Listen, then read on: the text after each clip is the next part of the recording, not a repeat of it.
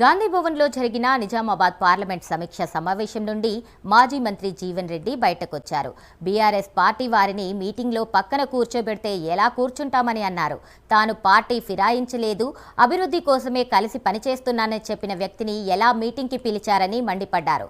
దశాబ్ద కాలం నుండి కాంగ్రెస్ పార్టీలో ఉన్న వారి పరిస్థితి ఏంటని ప్రశ్నించారు.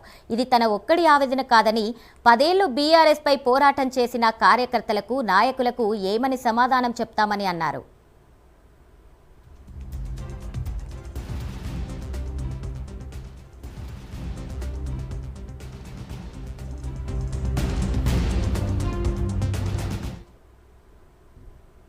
గౌరవం ఇచ్చింది.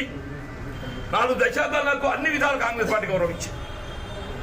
కానీ ఏదైతే కాంగ్రెస్ పార్టీ గౌరవాన్ని తగ్గించే విధంగా ఏదైతే కార్యక్రమం చేపడుతుందో నేను దాన్ని ఆమోదించలేదు. ఈ రోజు జరుగుతున్న పరిణామం ఏదైతుందో దాన్ని భిన్నంగా గోచరించింది కాబట్టి నేను బయటకు. కాంగ్రెస్ పార్టీ బజార్లో మనం ఏం జవాబు చెప్పుకుంటామే? కాంగ్రెస్ పార్టీ బజార్లో ఏం జవాబు చెప్పుకుంటాం?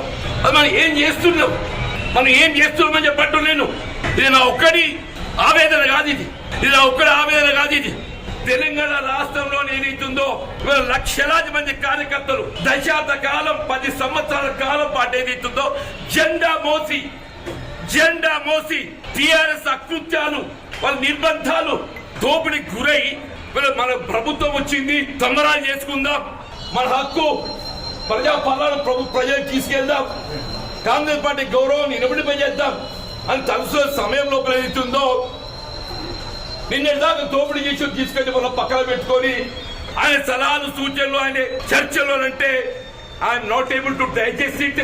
కాంగ్రెస్ పార్టీ సేవలు